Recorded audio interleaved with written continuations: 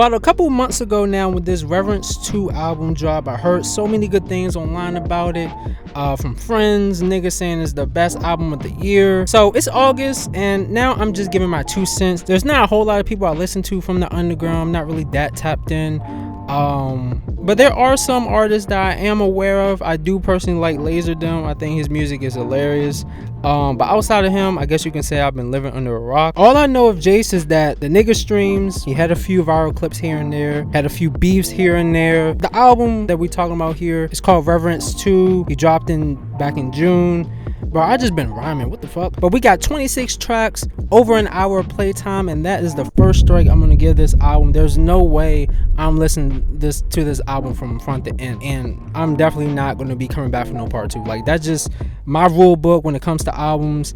Unless it's like really good, like unless you knocked it out of the park, bro, where I just can't resist. Now, going into this album, before I even press play, I could only expect that this is going to be a filler album, being as clustered as it is. Like, for y'all that been watching me for some time, I love a good album, you know what I'm saying? I'm pretty sure 85 to 90% of my YouTube channel is talking about albums, because I really believe in a good, solid album, constructive album. And as we all know today, the standard for that has dropped drastically, okay? So much, I'm convinced niggas are selecting their tracks in the dark. Like, I don't know what it is. Maybe they're blindfolded and they're just playing a little game, you know what I'm saying? Seeing what hits they might get onto the album, what hits they may miss on the album, so they just randomly select, you know what I'm saying? Or maybe they play spin the wheel.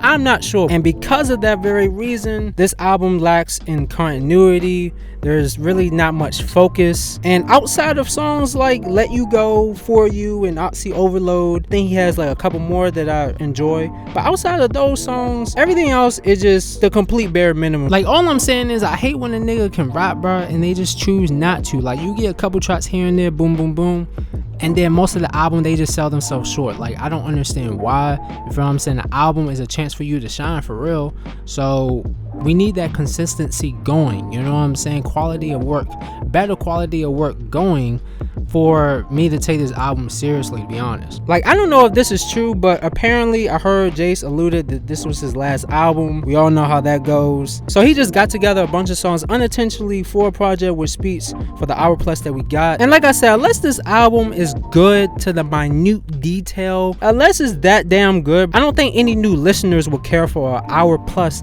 album from someone like Jace, unless this album is for his supporters, which is all fine and dandy. But if you just throw tracks on the album unintentionally, it doesn't seem like the artists care that much for the product to begin with, hypothetically speaking. But that's my gripe about this album and many albums like this off rip. But for the 3 tracks that I named, I think they were well executed, decent enough for me to go back to. Great performances from the female artists that we do have on this album, very resourceful from Jace. Didn't expect to hear those type of 2 tracks, and I like his rapping parts. I feel like his rapping parts were pretty effective, pretty solid, and there's storytelling, which I can appreciate it. We rarely get one of those, and there's much more character to these few songs compared to the 90% that we get of the album. Generally speaking, I think his strengths are obviously his unique flows, very clean, very nice. The song Carrying the World is a great example of that. And might I add, there isn't a single song on here where it lacks energy. At least I can say that. Like I said, a month or 2 ago, I saw there was a lot of hype on the internet about it.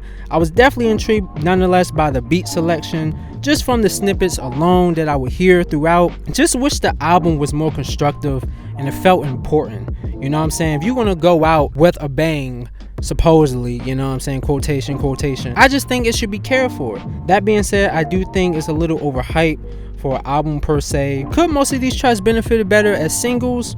Perhaps, but y'all let me know what y'all think. Do y'all know Jace? Have y'all checked out the recent album he put out? Y'all let me know. I want to hear back. My first time listening to him. If you like the video, like the video. Subscribe if you're new. And roll to 1,000 subscribers. I appreciate y'all for coming back, checking me out. And I'll see y'all next one, man. Peace.